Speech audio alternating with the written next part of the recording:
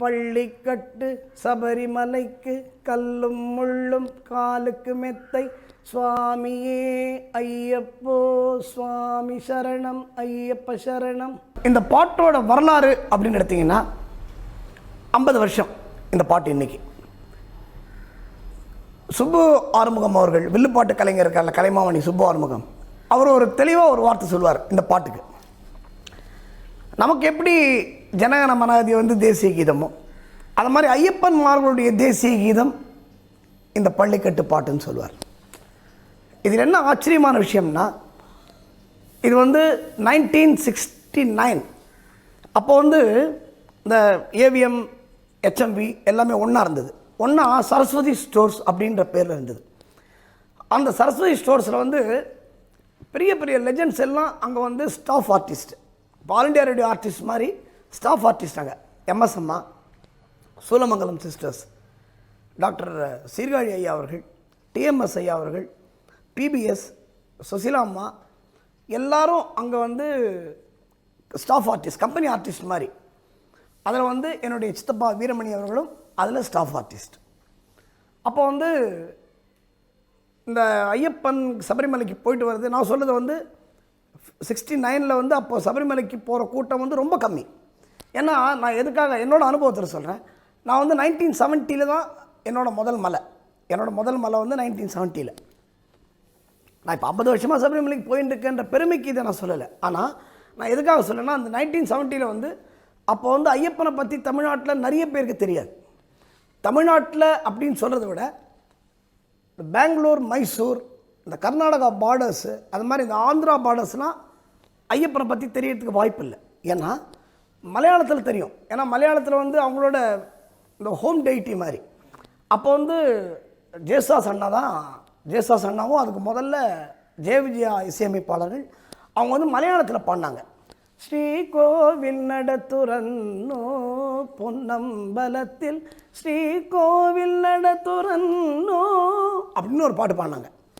என்னடா ஸ்ரீ கோவில் அப்படின்னு மலையாளத்தில் தெரியும். ஏன்னா அவங்க நேட்டிவ் பிளேஸ் அது. அவர் தான் ஆரம்பித்தார். அதுக்கப்புறமா டாக்டர் ஜேசாஸ் அவர்கள் ஒரு அற்புதமான பாடல்களை தந்தார்கள். அது எல்லாருக்குமே தெரியும். அப்போ மலையாளத்தில் மட்டும் தெரியும். தமிழ்நாட்டில் தெரியாத நேரத்தில் சரஸ்வதி ஷோஸில் கண்ணன் ஒரு அட்மினிஸ்ட்ரேட்டிவ் மேனேஜர், அவர் தான் இந்த ஆர்டிஸ்ட் போய் இந்த பாட்டு எனக்கு வேணும், அடுத்தது முருகன் நீ பாடணும், அடுத்தது அம்மன் நீ பாடணும்னு அவர் தான் ஃபிக்ஸ் பண்ணுவார். அப்போ நாங்கள் பார்சாரதி கோயில் எதிர் வீடு ட்ரிப்ளிகனில் இந்த வாசல் திண்ணை வீடு, இப்போ அந்த திண்ணை வீடெலாம் பார்க்க முடியாது. அந்த திண்ணை வீட்டில் நாங்கள் இருக்கோம். கண்ணன் சாரோட வீடு எங்கள் வீட்டிலேருந்து 10 வீடு தள்ளி. அப்போ அவர் சொன்னார், வீரமணி ஏதோ இந்த ஐயப்பன்றாங்களா, அது என்னப்பா அது ரொம்ப ஃபேமஸாக இருக்குது, இப்போ நிறைய பேர் போகிறாங்க அப்படின்னு, ஏதோ சபரிமலைன்னு சொல்கிறாங்க, ஒன்றுமே தெரியாமல் கேட்குறாரு அவர். அப்போ இந்த பாடலை எழுதிய என்னுடைய தந்தையார் சோமு அவர்கள் இந்த பாடலை எழுதினது. அவர் 1958 மலைக்கு போயிட்டுருக்காரு. அவர் சொல்லுவார், நான் ஐயப்பனை வேண்டின்னு எனக்கு முதல்ல பையன் வேணும்னு கேட்டேன், அதனால தான் நீ பிறந்தேன்னு சொல்லுவார். ஸோ அப்படி அவங்க 58 மலைக்கு போய் மிகப்பெரிய குருசாமி, பூபதி குருசாமி, ராமலிங்க குருசாமி, பெரிய குருசாமிங்களாம் அவங்க போயிருக்காங்க. அப்போல்லாம் சபரிமலையில் ஒன்றுமே கிடையாது, வெறும் வேர் பிடிச்சிட்டு தான் போனோம் நாங்கள். ஏன்னா 70 போகும்போதே அப்படி தான் இருந்தது. அவர் கேட்டபோது உடனே இவர் என்ன சொன்னார், அப்பா என்ன சொன்னார், எழுதலாம், ஐயப்பனை பற்றி எழுதலாம் அப்படின்போது அவங்க பல ஆர்டிஸ்ட்டை கேட்டிருக்காங்க. கேட்டபோது அவங்களுக்கு ஐயப்பனை பற்றி விவரம் தெரியாமல் எழுத முடியாது. ஏன்னா அப்போ ஐயப்பன் டோட்டலி புதுசு தமிழ்நாட்டுக்கு. அப்போ மலைக்கு ஏற்கனவே போயிருக்கிறதுனால இப்போ நம்ம எழுதலாம், நம்ம எழுதி பாடலாம் அப்படின்னும் பொழுது, சரி இது ஐயப்பனுக்கு ஒரு டிக்ஷனரி மாதிரி இருக்கணும் அப்படின்னு கண்ணன் சார்லாம் டிஸ்கஸ் பண்ணுறாங்க. எங்கள் வாசலில் உட்காந்து, வீட்டு வாசலில் உட்காந்துட்டு நைட்டு ஒரு 9-9:30 மணிக்கு. அப்போ எனக்கு நான் 1961, எனக்கு 9 வயசு. நான் இவங்களோட அந்த டிஸ்கஷனில் உட்காந்த பசுமரத்தாணி மாதிரியான ஒரு நினைவுகள் இருக்குல்ல. அப்போ கண்ணன் சார் சொன்னார், சரி அப்போ எப்படி ஆரம்பிக்கிறது ஐயப்பனுக்குன்னு எப்படி, ஏன்னா அப்போ ஒரு ஃபார்மேட்டே கிடையாது ஐயப்பனுக்கு. அப்போது இவர் என்ன சொன்னார், பள்ளிக்கட்டு சபரிமலைக்கு கல்லு முள்ளும் காலுக்கு மெத்தை சுவாமியே ஐயப்போ ஐயப்போ சுவாமியே, இதை தான் பக்தர்கள் சொல்லிட்டு போவாங்க அப்படின்னு அப்பா சொன்னோன்னே கண்ணன் சொன்னார், அப்போ இதையே பல்லவியாக வச்சுக்கோங்கன்னார். அப்போது வீரமணி சித்தப்பா மியூசிக்கலின்னு ஒன்று இருக்குல்ல, மியூசிக்கல்லாம் பண்ணும்போது இல்லை பள்ளிக்கட்டு சபரிமலைக்கு அது எப்படி இருக்கும்னு தெரியாது, அதுக்கு ஒரு டியூனை பண்ணுவோம். டியூனை பண்ணி இந்த பள்ளிக்கட்டு சபரிமலைக்கு வச்சுப்போம் அப்படின்னு. அதுக்கப்புறம் டெவலப் ஆகுது அந்த பாட்டு, எப்படி பண்ணலாம் அப்படி பண்ணலாம். அப்போது பள்ளிக்கட்டு எப்படி பாடுது அப்படின்னா, நான் இப்போ அந்த ரூட்டோட அந்த பாட்டை உங்களுக்கு பாடி காமிக்கிறேன். அப்போ ரொம்ப தெளிவாக புரியும் ஐயப்பன் பக்தர்களுக்கு எப்படி வந்ததுன்னு. சபரிமலைக்கு ரூட் என்ன அப்படின்னு கேட்டபோது, ஏன்னா யாருக்குமே ஒன்றுமே தெரியாது. இப்போ இந்த சபரிமலை பாதையை வந்து நம்ம இந்த பள்ளிக்கட்டு பாட்டில் சொல்லுவோம். சபரிமலைக்கு எப்படி போகணும், எப்படி விரதம் இருந்து போகணும், எந்த சாமியை பார்க்கணும், சபரிமலைக்கு மேலே போய் என்ன பண்ணணும், இதில் யாருக்குமே தெரியாது. இதை வந்து நம்ம புதுசாக கொடுப்போம்னு சொன்னபோது, சரி இது பாட்டு கொஞ்சம் நேரம் ஆகும் ஆனால் பரவாயில்லையா, பரவாயில்ல எவ்வளோ நேரம் ஆனால் பரவாயில்ல, இந்த பாட்டு முக்கியம். ஏன்னா அப்போ வந்து இந்த சிடி கிடையாது. சிடினா ஒரு 10 பாட்டு போடலாம், 15 பாட்டு போடலாம், MP3 அந்த 40 பாட்டு போடலாம், 100 பாட்டு போடலாம். ஆனால் அப்போ வந்து இந்த EP சின்ன ரெக்கார்டு, அப்புறம் LPன்னு பெரிய ரெக்கார்டு. அந்த EPயில் வந்து 4 பாட்டு தான் போட முடியும். அப்போ இந்த 4 பாட்டுக்கு நமக்கு டைம் வேணும். அப்போலாம் கரெக்டாக டைம் பார்த்து பண்ணுவாங்க. இந்த பாட்டு 7:15, அடுத்த பாட்டு 8:15, ஒரு சைடுக்கு அவ்வளோதான் வரும். சரி அப்படி பண்ணலான்னும் போது, சரி பண்ணலாம் அப்படின்னும் போது பல்லவி வருது. பள்ளிக்கட்டு சப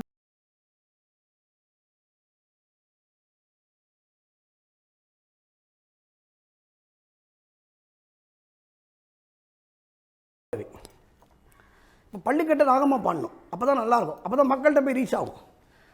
சரி, அப்போ பள்ளிக்கட்டு சபரிமலைக்கு கல்லும் முள்ளும் காலுக்கு மெத்தை சுவாமியே ஐயப்போ ஐயப்போ சுவாமியே. பல்லவி முடிச்சாச்சு. இப்போ அனுபலவி வேணும். அங்கே மலையில் என்ன பண்ணுறாங்க, இப்போ இது வந்து நைட்டு ஃபுல்லாக இந்த டிஸ்கஷன் நடக்கிறது மட்டும் இல்லை, இது வந்து டெவலப் ஆகுது. அப்படியே நைட்டோட நைட்டாக எழுதின பாட்டு அது. நைட் அந்த பாட்டை எழுதி முடிக்கும்போது கார்த்தால மணி 3. யோசிச்சு பாருங்களேன், ரொம்ப அற்புதமான அனுபவம் அது. அப்போ இந்த தூக்கம் போகிறது தெரியாது நமக்கு. உடனே அடுத்தது அப்போ சபரிமலையில் என்ன பண்ணுவாங்க, எதுக்காக சபரிமலைக்கு போகிறோம், நெய்யபிஷேகம் சுவாமிக்கே, கற்பூர தீபம் சுவாமிக்கே, ஐயப்பன்மார்களும் கூறிக்கொண்டு ஐயனை நாடி சென்றிடுவார், சபரிமலைக்கு சென்றிடுவார் சுவாமியே ஐயப்போ ஐயப்போ சுவாமியே. எப்படி விரதம் இருக்கணும், கார்த்திகை மாதம் மாலை அணிந்து நேர்த்தியாகவே விரதம் இருந்து, பார்த்த சாரதியின் மைந்தனே உன்னை பார்க்க வேண்டியே தவம் இருந்து, இருமுடி எடுத்து எருமேலி வந்து, ஃபர்ஸ்ட் எருமேலி, ஒரு மனதாக பேட்டை துள்ளி அருமை நண்பனாம் வாவரை தொழுது ஐயனின் அருள்மலை ஏறிடுவார். அங்கேருந்து 48 மைல் பாதம் ஆரம்பம். அழுதை ஏற்றம் ஏறும்போது அரிகரன் மகனை துதித்து செல்வார், வழிகாட்டிடவே வந்திடுவார், ஐயன் வான்புலி ஏறி வந்திடுவார். அடுத்தது அழுதலைன்னு தாண்டி கரிமலை. கரிமலை ஏற்றம் கடினம் கடினம் கருணை கடலும் துணை வருவார், கரிமலை இறக்கம் வந்தவுடனே பெருநதி பம்பையை கண்டிடுவார். அப்போ மக்களுக்கு தெரிஞ்சு போச்சு, அழுத தாண்டணும், அழுத தாண்டினோன்னா கரிமலை, இன்பிட்வீன் நிறைய பிளேஸ் இருக்குது, அது அப்புறம் தெரிஞ்சுப்பாங்க. நம்ம மெயின் ஸ்லாட்டை சொல்லிடணும். அழுது தாண்டி கரிமலை ஏறியாச்சு, கரிமலையிலேருந்து கரிமலை இறக்கம் வந்ததுன்னா பம்பை வந்துடும்.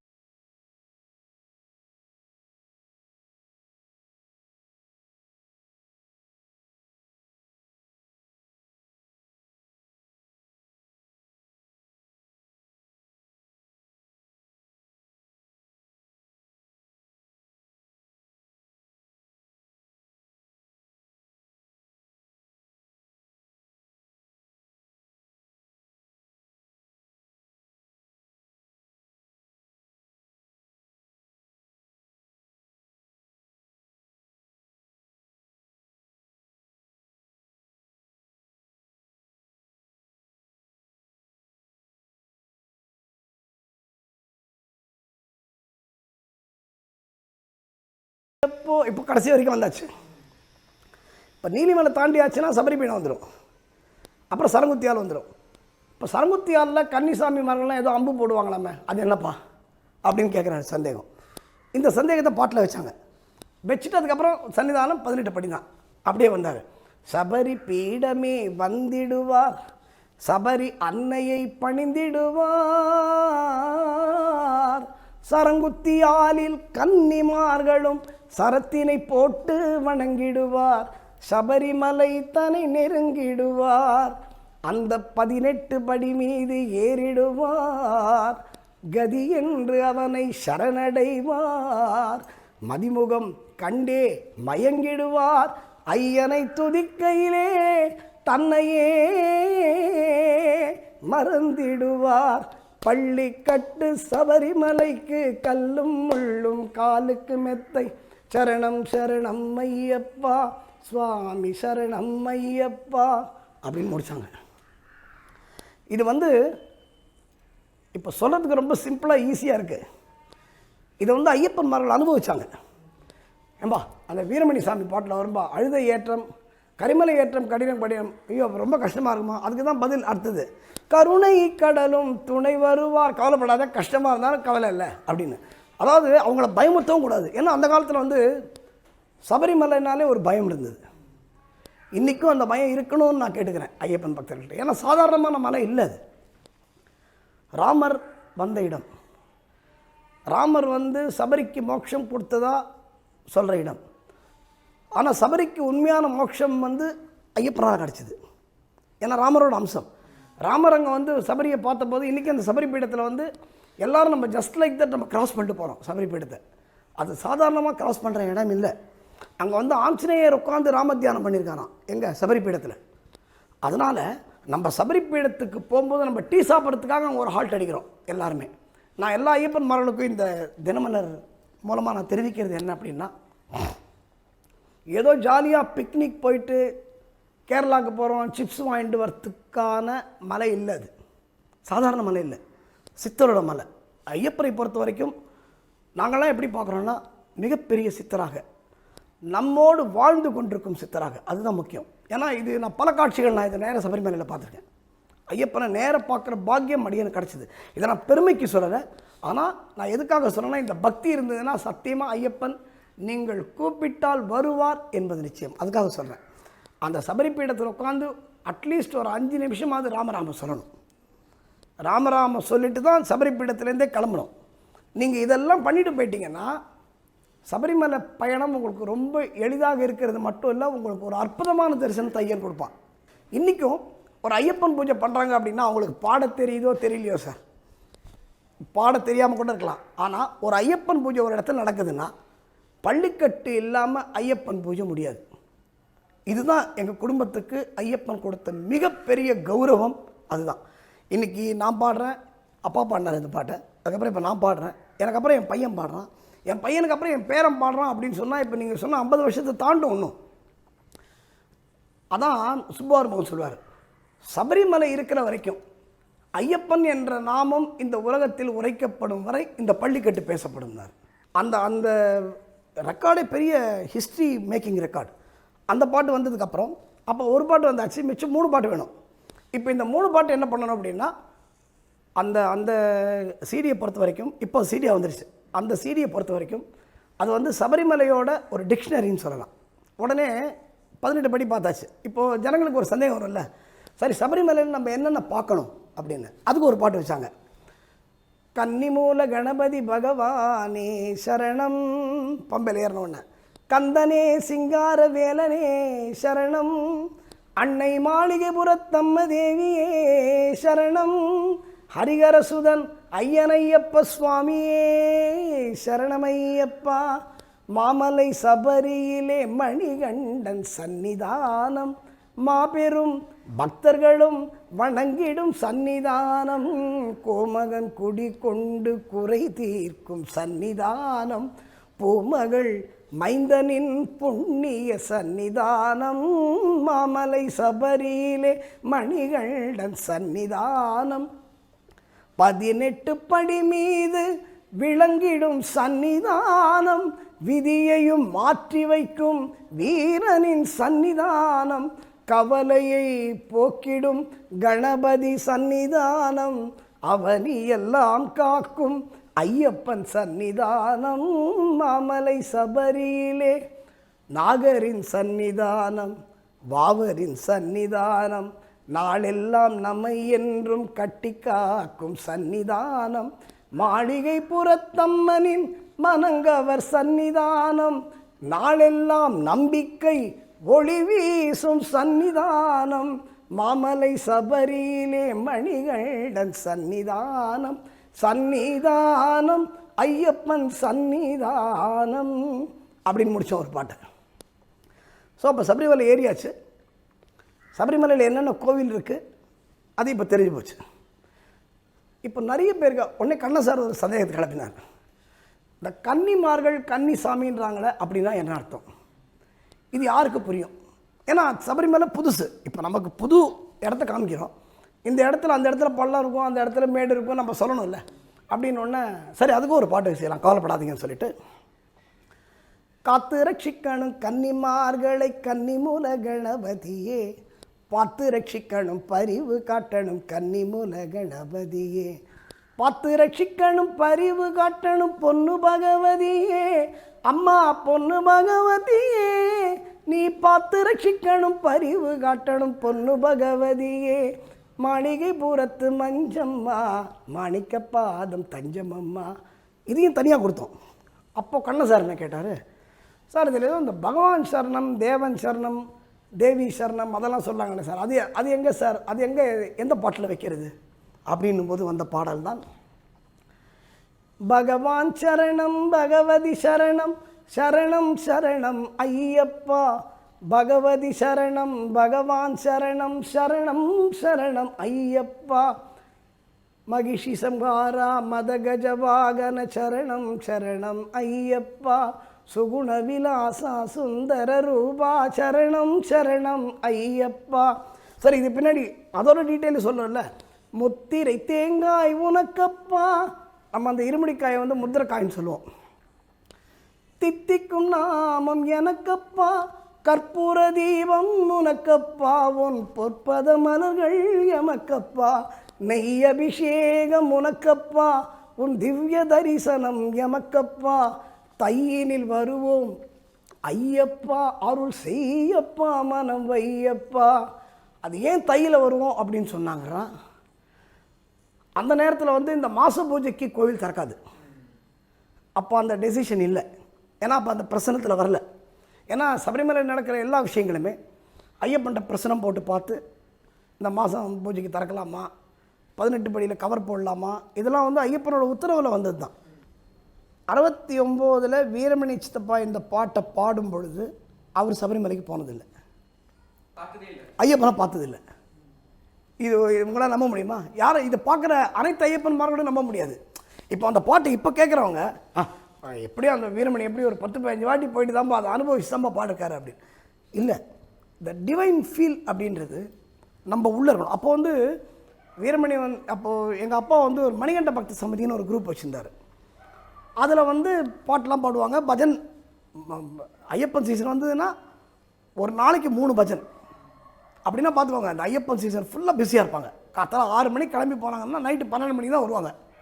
நோ சாப்பாடு, எதை பற்றியும் கவலை. அப்போல்லாம் இதை மாதிரி கால் டாக்ஸி கூப்பிட்டா வரணும், ஆட்டோ கூப்பிட்டா வரணும், அதெல்லாம் கிடையாது. அப்போ வந்து இவங்களா ஒரு பஸ்ஸில் போகணும், இல்லை நடந்து போகணும். கோடம்பாக்கத்துலேருந்து மாம்பழம் நடந்து போவாங்க, மாம்பழத்துலேருந்து அசோக் நகர் நடந்து வருவாங்க. அப்போல்லாம் அசோக் நகர்ன்ற ஒரு ஏரியாவே கிடையாது. ஒரு செலக்டட் ஒரு 10-15 வீடு இருக்கும். அங்கே ஒரு வீட்டில் பஜன் அப்படின்னா இவங்க 10 பேர் போவாங்க. அந்த பஜனில் முக்கியமான பஜன் இருக்கும் பொழுது வீரமணி சித்தப்பா போய் அதில் கலந்துப்பார். ஏன்னா அப்போ வீரமணி சித்தப்பா வந்து எம்எஸ் விஸ்வநாதன் அவர்கள்ட்ட பர்மனெண்ட்டாக இருந்தார். அப்போ எம்எஸ் விஸ்வநாதன் பயங்கர பிஸி. அப்போ அவரோட அசிஸ்டண்ட்டாக கொஞ்ச நாள் இருந்தார். அப்போ இருந்த பொழுது அதுக்கப்புறம் தான் அவருக்கு இந்த பள்ளிக்கட்டை ஒரு டோட்டல் திசையை திருப்பிட்டு. அது வரைக்கும் அவர் சினிமா பாடகராக இருந்தார், மெல்லிசை நிகழ்ச்சியெல்லாம் நடத்தியிருந்தார். ஆனால் இந்த பள்ளிக்கட்டு பாட்டு வந்தவுடனே அவருடைய வாழ்க்கை டோட்டலாக மாறிது. மாறினோடனே இன்றைக்கும் ஆந்திரா கர்நாடகாவில் கச்சேரிக்கு போனோன்னா நான், சார் இந்த பள்ளிக்கட்டு பாட்டு கேட்டு தான் சார் நான் சபரிமலைக்கே போனேன் அப்படின்வாங்க. ஏன்னா இந்த பாட்டோட அனுபவம் என்னென்னா, அப்போ அப்பாலாம் பாட்டு எழுதும்போது, ஏன்னா அவங்க மலைக்கு போயிருக்காங்க, அவங்க அனுபவிச்சிருக்காங்க. இந்த சபரிமலை ஏறுறது அப்போ ரொம்ப கஷ்டம். ஏறி கீறி அப்பா அப்படி போய் இறங்கி போய் பார்த்தா அந்த இடத்த அந்த 18 படியும் அந்த கலகலன்னு அந்த லைட்டையும் அந்த பளபளப்பான ஐயப்பனையும் அந்த நெய் அபிஷேகத்தையும். இப்போ தானே சபரிமலையில் கடலாம் வந்துச்சு, அப்போ ஒன்றுமே கிடையாது. இந்த மண்டபம் கூட கிடையாது. அப்போ ஃபுல்லாக மண்ணு தான். அந்த 4 படி மட்டும் இருக்கும். அந்த படி மேலே ஏறி அந்த 18 படி தெரியும். சொர்க்கமாக இருக்கும். அந்த 18 படியே பார்க்கும்போது சொர்க்கமாக இருக்கும்னா அந்த படி ஏறி அந்த ஐயப்பன் அபிஷேகத்தை பார்க்கும்பொழுது சத்தியமாக நம்மளை மறந்துடுவாங்க. ஸோ இந்த கால் சபரிமலையில் ஏறின கால் மண் தடத்தோட ஐயப்பனை பார்க்கணுன்னு ஒரு ஐதீகம். அதனால தான் அந்த இருமுடியோட சாமி பார்க்குற தரிசனம். அதை பார்க்கும்போது இவ்வளோ நேரம் அப்பா என்ன கஷ்டம், அந்த கஷ்டம்லாம் டோட்டலாக போயிடுங்க.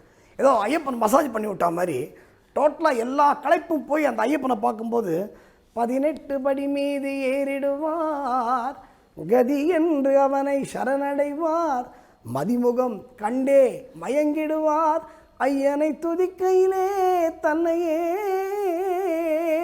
மறந்திடுவார். சத்தியமாக மறந்துடுவாங்க, நம்ம உலகத்தையே மறந்துடுவோம். அதை மாதிரியான ஒரு சன்னிதானம்.